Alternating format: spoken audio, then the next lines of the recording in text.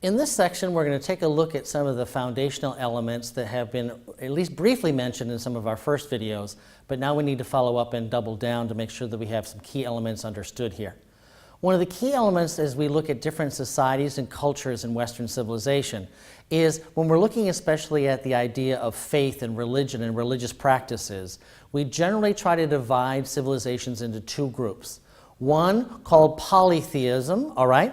And what we mean by that is a system of religion that has a multiple number of gods and goddesses, okay? The word poly meaning multiple.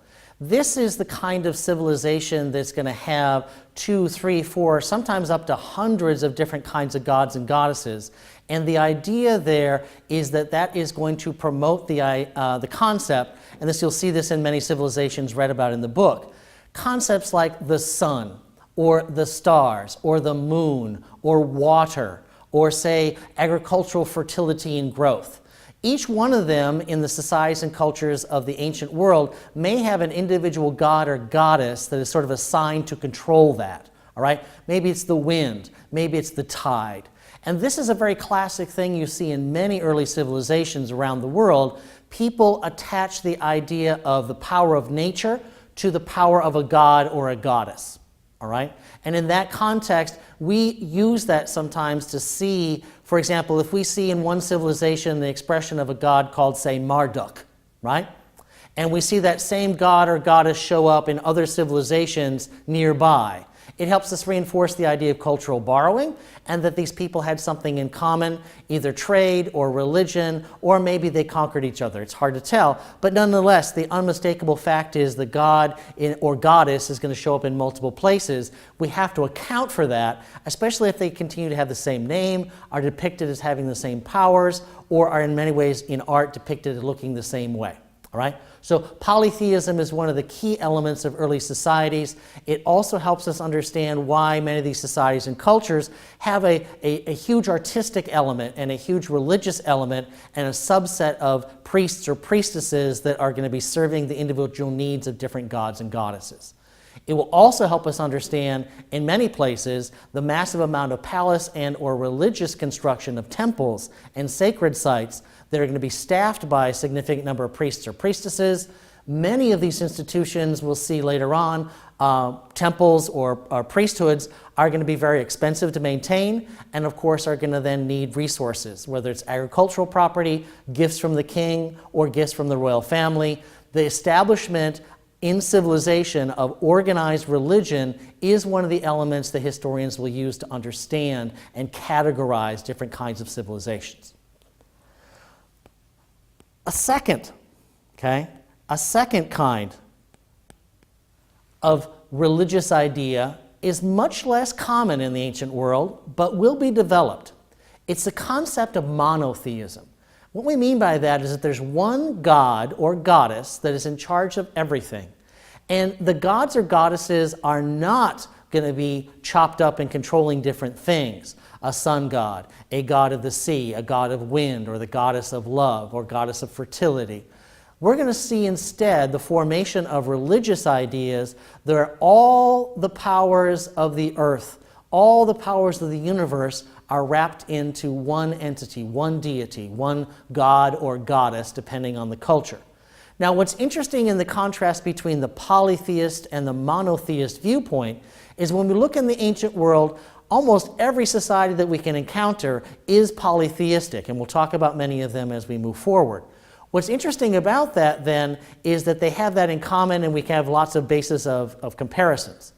What's also interesting, and we'll talk about this in time too, is the creation of some of the first monotheist religions, those that are going to be just having one god or goddess that's going to be all-powerful. Now, that will be interesting to me because that is a minority viewpoint. It's an anomaly. It's something that's odd and strange in this large world of different religions.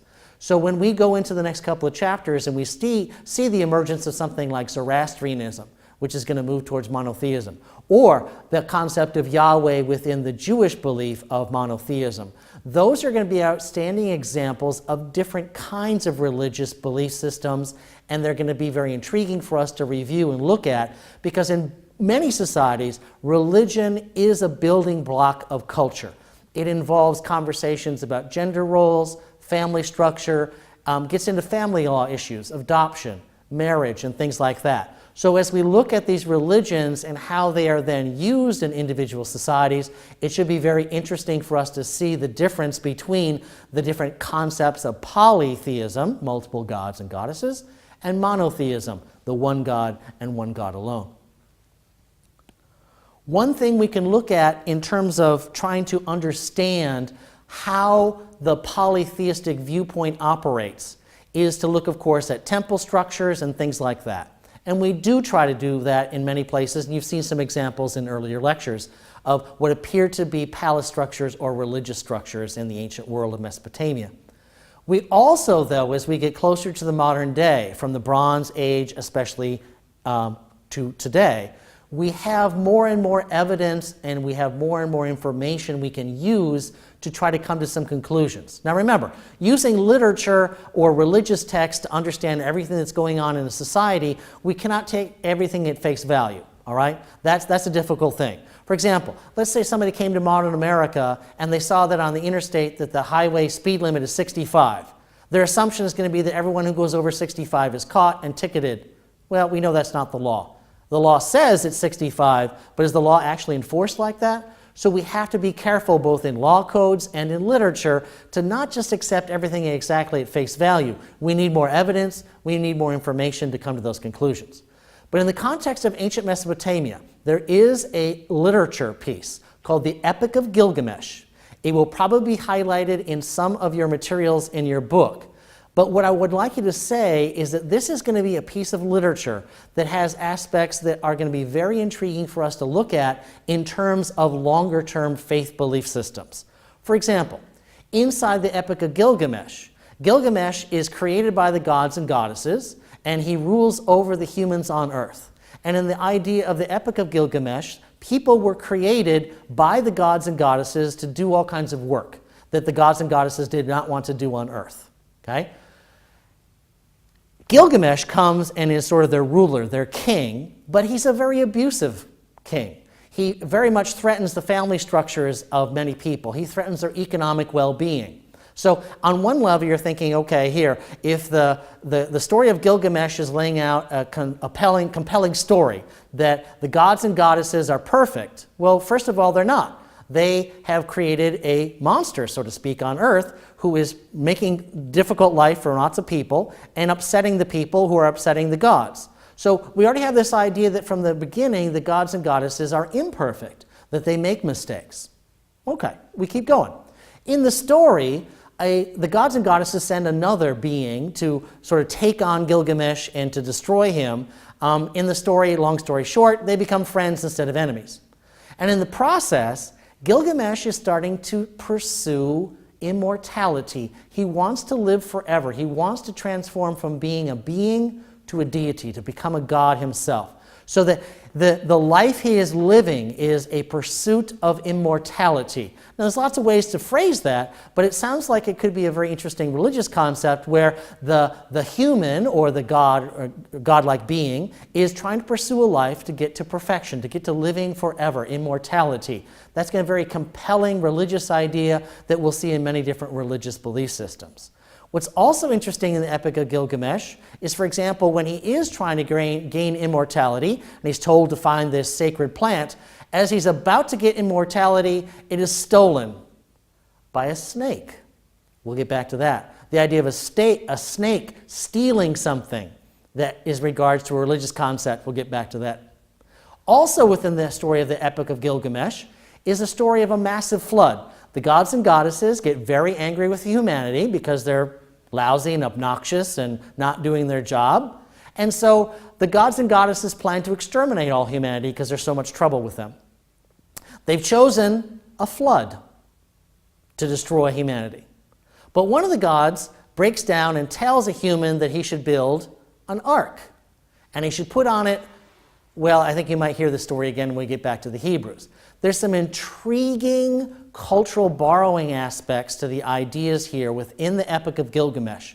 Very simple principles like the idea of pursuing immortality, the concept of a giant flood exterminating humanity that was sent by the gods.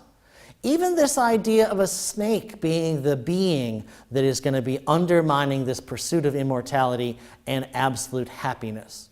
Those are concepts we'll get back to. Now, in terms of the system that was used to convey the knowledge, what we have is that the gods and goddesses are going to be using appeasement, right? You have to make the gods and goddesses happy. If you do not do as they wish, if you do not follow the proper rituals, if you prove yourself to be unworthy, they will exterminate you in many manners, and the manner chosen in the Epic of Gilgamesh is by the flood. But it also sets up the idea that the pursuit of faith in some of these early polytheistic societies is a pursuit of ritual, doing what is necessary to make the gods or goddesses happy through their palace, through their royal family, through the different functions of temples, right? And in many cases, we see lots of evidence of ritualistic offerings, fruit or animals, athletic games, poetry or drama contests. We'll see this in many different ways in the ancient world, but the concept is clear. The gods and goddesses need to be appeased. They need to be, for lack of a better term, we'll say bribed, all right? They need to be reaffirmed as great and humans as insignificant, and the humans are responsible for reinforcing that. Those are going to be some really intriguing concepts as we move forward in some of the texts. All right? Now, how are we gaining some of this information? You saw an example earlier when we talked about the Code of Hammurabi, right? A system of writing carved on a stone. Also, we have this cuneiform is what it's called. The long story short here is that we have lots of examples of this writing system because the way it worked was a scribe, someone who knew how to write these symbols, was able to take a piece of moist clay and with this sort of wedged-pieced stylus, right, this wedged stylus, create symbols that equated with ideas or words. Now, in the very beginning of writing systems, the earliest ones we seem to encounter, and this is called cuneiform, all right? This is cuneiform.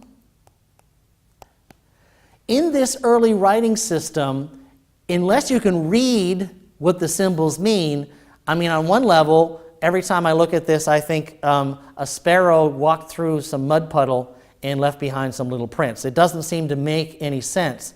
But if you look at it more closely and you understand what they're trying to do here, the scribe is creating what in the first series of things is called a pictograph. You're taking a look at a thing like the sun, right? Let's say I want to draw a concept of a sun, all right? Now, that translates very easily for people. A sun, a circle with some rays coming away from it. That's essentially a pictograph. You're taking an idea, the sun, you're not spelling it S-O-N. You're showing a sign for what the sun is. Okay, a circle with some rays coming off it. I think your 3-year-old nephew knows that that's the sun. All right, so this cuneiform language is going to be written in such a way that the symbols are wedged into the clay.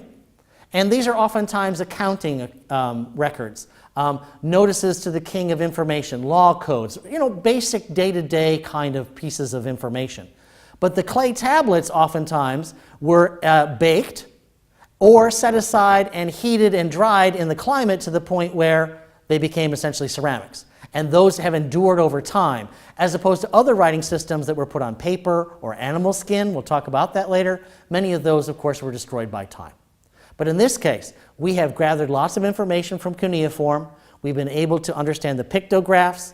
We've been able to, over time, see how they change and that the symbols are going to start to sometimes become sounds, where we convert a symbol for the sun into a different meaning, like the idea of light or the idea of living, right? We're going to be very careful about this in history, but as we track through and look at the various forms of cuneiform and the languages that they were used for, there is a very simple idea here, all right?